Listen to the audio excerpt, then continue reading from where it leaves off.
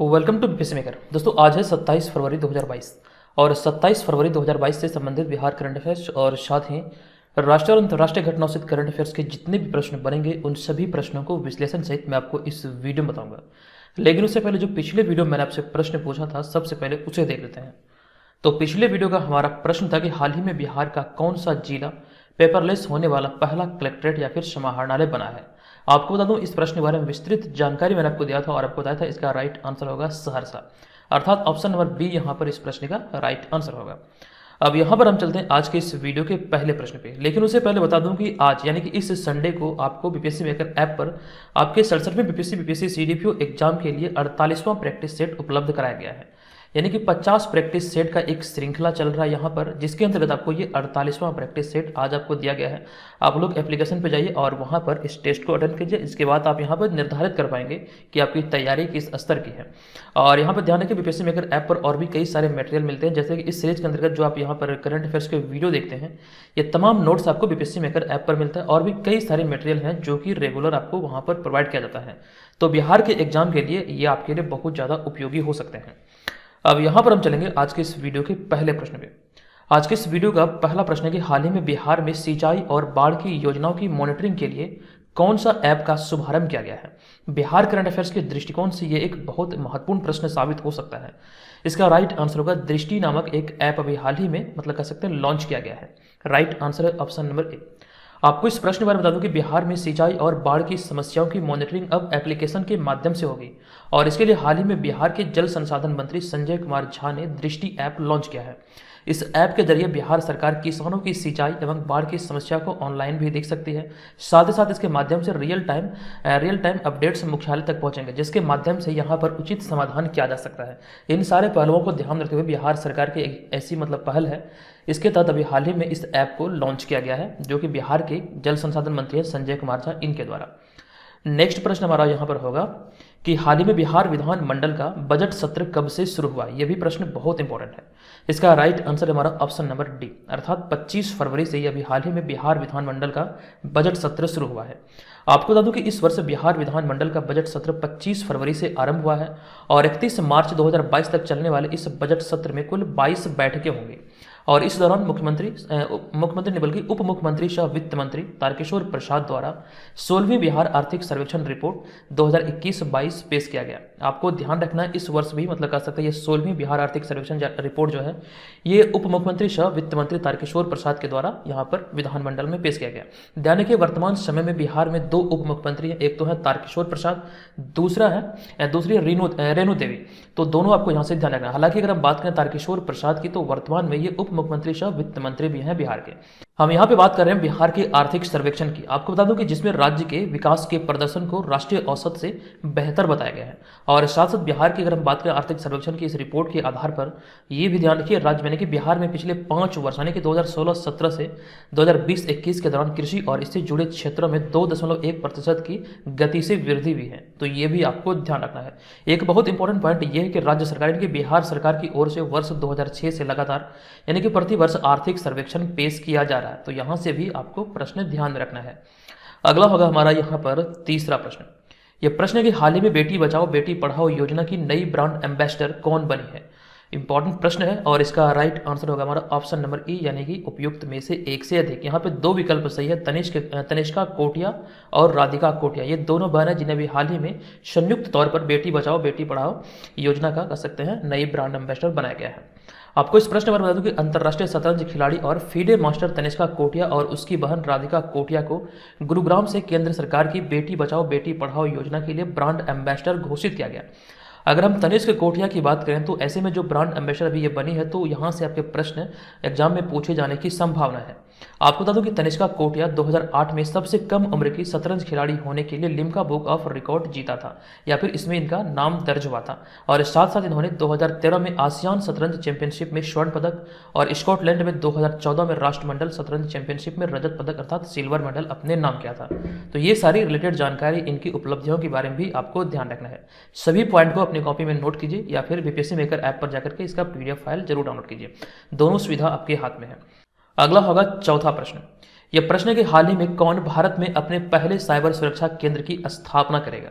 ये हाल ही में ये घोषणा हुआ है और इस घोषणा के अनुसार अगर हम बात करें कौन सी कंपनी है जिन्होंने ये घोषणा किया है, राइट आंसर होगा IBM अर्थात ऑप्शन नंबर सी। डिटेल जानकारी आपको इस प्रश्न पर बता दूं कि IBM कॉर्प ने IBM कॉर्प ने हाल ही में यह घोषणा की है कि वह पूरे एशिया प्रशांत क्षेत्र में अपने ग्राहकों की चिंताओं को दूर करने के लिए बेंगलुरु में एक साइबर सुरक्षा केंद्र शुरू कर रहा है। यानी कि भारत के अंतर्गत ये पहला साइबर सुरक्षा केंद्र जो होगा ये बेंगलुरु में स्थापित किया जाएगा। जो कि आपको ये ध्यान रखना है, भारत में अपने पहले साइबर सुरक्षा केंद्र की स्थापना IBM के द्वारा किया जाएगा। यहाँ पर आगे इसके बारे में लिखा गया सुरक्षा केंद्र जो होगा ये विश्व स्तर पर केवल 2 केंद्रों में से एक होगा, जो कि दूसरा जो होगा ये अमेरिका में स्थित होगा। ये ध्यान रखिए।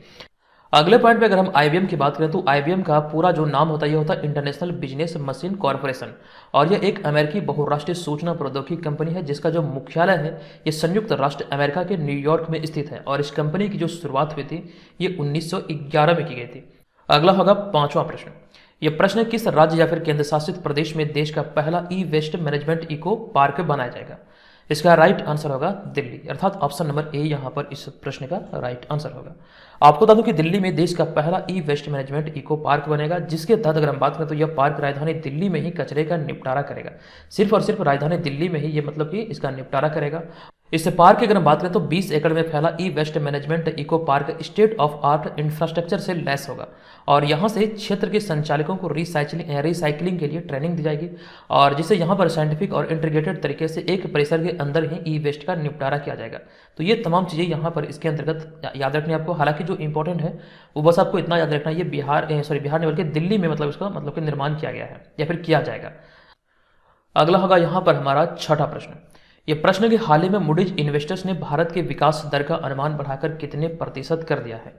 इस प्रश्न का हमारा राइट आंसर होगा ये बढ़ाकर 9.5% किया गया, अर्थात ऑप्शन नंबर सी यहाँ पर इस प्रश्न का राइट आंसर होगा। जो रेटिंग एजेंसी मूडीज इन्वेस्टर्स है इसके अनुसार भारत के विकास दर का अनुमान 9.5% किया गया है। आपको बता दूं कि हाल ही में मूडीज इन्वेस्टर्स सर्विस ने जनवरी से शुरू हुए चालू कैलेंडर वर्ष के लिए भारत की विकास दर का अनुमान बढ़ाकर 9.5% कर दिया गया। हालांकि यहाँ पर जो ऑप्शन यहाँ पे जो लिखा गया ये गलत है, आप यहाँ पे सुधार कर लीजिएगा। इसका राइट आंसर है हमारा ऑप्शन नंबर सी। अब आगे यहाँ पे लिखा गया हालांकि 1 अप्रैल 2022 से शुरू हो रहे वित्त वर्ष के दौरान यह विकास दर 8.4% की उम्मीद जताई है। यानी कि अगर हम बात करें कैलेंडर वर्ष के अनुसार तो मूडीज इन्वेस्टर्स के अनुसार ये 9.5% रहने का अनुमान है विकास दर। लेकिन अगर हम वित्त वर्ष के दृष्टिकोण से देखें जो कि अप्रैल से शुरू होने वाली है, तो ऐसे में ये विकास दर जो होगा ये 8.4% रहने का अनुमान मतलब कि लगाया गया है। ये चीज़ें यहाँ से आपको ध्यान रखना है। अगला होगा यहाँ पर हमारा 7वां प्रश्न। ये प्रश्न है कि हाल ही में भारतीय नौसेना ने किसके साथ म्यूचुअल एक्सप्रेशन ऑफ इंटरेस्ट पर हस्ताक्षर किया है? तो भारतीय नौसेना के द्वारा जो हाल ही में मतलब हस्ताक्षर किया गया है इसका राइट आंसर होगा HAL अर्थात हिंदुस्तान एरोनॉटिक्स लिमिटेड। आपको बता दें कि भारतीय नौसेना और हिंदुस्तान एरोनॉटिक्स लिमिटेड अर्थात HAL ने 24 फरवरी 2022 को एक म्यूचुअल एक्सप्रेशन ऑफ इंटरेस्ट पर हस्ताक्षर किया है, और यह संधि का उद्देश्य प्रशिक्षुओं के बीच प्रमुख कौशल सेट के विकास की सुविधा प्रदान करना ताकि उन्हें नवीनतम विमानन तकनीकों को अपनाने में मदद मिल सके। यानी कि कहने का तात्पर्य यहाँ पर यह है कि ऐसे मतलब कि कर्मी जो कि नए हैं मतलब इस फील्ड में, तो वैसे को मतलब यहाँ पर कह सकते हैं नवीनतम विमान तकनीकों को अपनाने में मतलब मदद प्रोवाइड करने के लिए अभी हाल ही में ये समझौता किया गया है। तो ये सारी चीज़ें यहाँ से आपको ध्यान रखना। भारतीय नौसेना ने भी हाल ही में हिंदुस्तान एरोनॉटिक्स लिमिटेड के साथ ये समझौता 24 फरवरी 2022 को किया है। अगला होगा 8वां प्रश्न। ये प्रश्न है कि हाल ही में कौन सा देश पादप आधारित कोविड-19 वैक्सीन को प्रमाणित करने वाला पहला देश बन गया है? राइट आंसर होगा हमारा ऑप्शन नंबर ए अर्थात कनाडा। आपको बता दूं कि कनाडा पादप आधारित कोविड-19 वैक्सीन के उपयोग को प्रमाणित करने वाला पहला देश बन गया है। और कनाडा की बात है तो कनाडा के बारे में हमने एक पॉइंट लिखा कि हाल ही में कनाडा में ही दुनिया के सबसे पुराने पानी की खोज की गई थी। ये चीज़ें यहाँ से आपको ध्यान रखना है। कल वाले वीडियो में एक कमेंट आया था, सभी का मैं रिप्लाई नहीं दे सकता लेकिन सारे कमेंट मैं पढ़ता जरूर हूँ। जो इंपॉर्टेंट था जिसका रिप्लाई देना अनिवार्य मुझे लगता है तो मैं जरूर देता हूँ।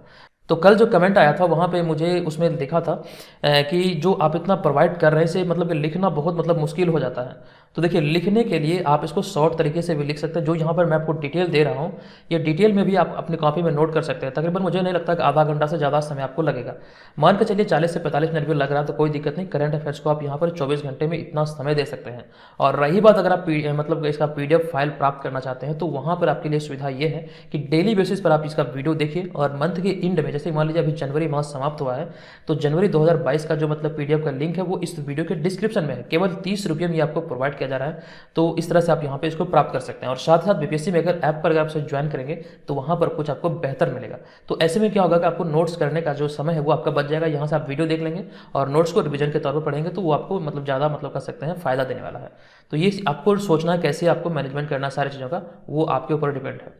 तो हाल ही में रिलायंस जियो की नई sub sea cable Bharat Asia express किस देश को जोड़ेगी? तो देखिए इस प्रश्न का जो राइट आंसर होगा ये होगा ऑप्शन नंबर ए, यानी कि ऑप्शन नंबर ए मालदीव इस प्रश्न का राइट आंसर होगा। इसके तहत आपको बता दूं कि भारत का सबसे बड़ा 4G मोबाइल ब्रॉडबैंड और डिजिटल सेवा प्रदाता रिलायंस जियो इन्फोकॉम लिमिटेड अगली पीढ़ी के multi terabyte India Asia express under sea cable system को मालदीव में उतारेगा, यानी कि मालदीव को इससे जोड़ा जाएगा, ये आपको ध्यान रखना है। और साथ साथ यहाँ पर हमने इसके बारे में कुछ पॉइंट लिखा कि मालदीव में नई Bharat Asia express under sea cable 100 GB प्रति सेकंड की गति से अधिक की क्षमता प्रदान करेगा। तो इस उद्देश्य के लेकर अभी हाल ही में ये मतलब कर सकते हैं घोषणा किया गया रिलायंस जियो के द्वारा। मालदीव की यहाँ पर बात है क्योंकि मालदीव में मतलब कर सकते हैं ये प्रोवाइड किया जाएगा या फिर मालदीव को इससे जोड़ा जाएगा। तो ऐसे में मालदीव की राजधानी आपको ध्यान रखना है, मालदीव की राजधानी है माले, और मालदीव की जो मुद्रा अर्थात यहाँ की जो करेंसी है ये है रुपया, और मालदीव के राष्ट्रपति वर्तमान में इब्राहिम मोहम्मद सोलिह। तो ये सारी चीज़ें यहाँ से ध्यान रखिए। अगला होगा 10वां प्रश्न।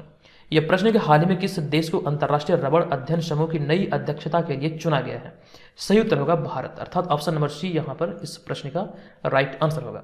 आपको बता दूं कि भारत को सर्वसम्मति से अंतर्राष्ट्रीय रबड़ अध्ययन समूह अर्थात IRSG की नई अध्यक्षता के लिए चुना गया है, और इसके तहत doctor KN Raghavan rubber board of India के कार्यकारी अंतर्राष्ट्रीय रबड़ अध्ययन समूह के प्रतिनिधि मंडल के अध्यक्ष चुने गए हैं। यानी कि आपको ये ध्यान रखना है इस मतलब इस समूह का जो अभी हाल ही में अध्यक्ष चुना गया है ये डॉक्टर KN राघवन को चुना गया है। और साथ साथ भारत के दृष्टिकोण से अगर हम देखें तो एक पॉइंट मैंने आपको बताया था कि साथ ही हाल ही में भारत को अगले वर्ष यानी कि 2023 में G20 की अध्यक्षता के लिए चुना गया है। तो ये भी जानकारी ध्यान रखिए। अब यहाँ पे हमारा अगला है 11वां प्रश्न। ये प्रश्न है कि हाल ही में IDBI के नए MD और CEO कौन बने हैं? इस प्रश्न का हमारा राइट आंसर होगा राकेश शर्मा। आपको बता दूं कि भारतीय औद्योगिक विकास बैंक अर्थात IDBI ने 19 मार्च 2022 से प्रभावित 3 साल की अवधि के लिए राकेश शर्मा को बैंक का प्रबंध निदेशक और मुख्य कार्यकारी अधिकारी के रूप में फिर से नियुक्त करने की मंजूरी दी है। हालांकि इनकी जो मतलब नियुक्ति होगी ये 19 मार्च 2022 से होगी और ये अगले 3 वर्ष तक इस पद पर होंगे। यानी कि भारतीय औद्योगिक विकास बैंक अर्थात IDBI के नए जो मतलब कर सकते हैं प्रबंध निदेशक और मुख्य कार्यकारी अधिकारी के तौर पर ये अपनी सेवा देंगे अगले 3 वर्ष तक। और साथ साथ यहाँ पर हम कुछ पॉइंट की और बात करें तो हालांकि राकेश शर्मा इससे पहले कैनरा बैंक के MD और CEO थे। चूंकि यहाँ पर इस प्रश्न में हम चर्चा कर रहे हैं IDBI बैंक की, तो इसकी स्थापना 1 जुलाई 1964 को हुआ था और इसका मुख्यालय मुंबई महाराष्ट्र में स्थित है। नेक्स्ट होगा 12वां प्रश्न। ये प्रश्न है कि हाल ही में किस भारतीय प्रौद्योगिकी संस्थान ने किसानों के लिए किसान नामक या फिर किसान नाम से एक मोबाइल ऐप लॉन्च किया है? तो इसका राइट आंसर होगा IIT रुड़की। आपको बता दूं कि भारतीय प्रौद्योगिकी संस्थान रुड़की अर्थात IIT रुड़की ने हाल ही में किसानों के लिए किसान नाम से एक मोबाइल ऐप लॉन्च किया है, और इस ऐप का उद्देश्य किसानों को कृषि मौसम संबंधी परामर्श सेवा प्रदान करना है, जिसको ध्यान देते हुए हाल ही में IIT रुड़की के द्वारा इस ऐप को लॉन्च किया गया जिसका नाम है किसान मोबाइल ऐप। अब चलते हैं यहाँ पर हम आज के इस वीडियो के प्रश्न पे। आज के इस वीडियो का हमारा प्रश्न है कि हाल ही में बिहार के किस जिले में कोसी सफारी का शुभारंभ किया गया है? आपको डिटेल जानकारी हमने दिया है। जू सफारी के बाद कोसी सफारी का भी हाल ही में मतलब शुभारंभ हुआ। आपको बताना है इसका शुभारंभ किस जिले में हुआ है। डिटेल जानकारी आप चाहें तो कमेंट बॉक्स में लिख सकते हैं। और जो लोग BPSC और CDPO जैसे एग्जाम की तैयारी में लगे हैं तो BPSC मेकर ऐप को जरूर डाउनलोड कीजिए। चलिए मिलेंगे नेक्स्ट वीडियो में, तब तक के लिए धन्यवाद। जय हिंद।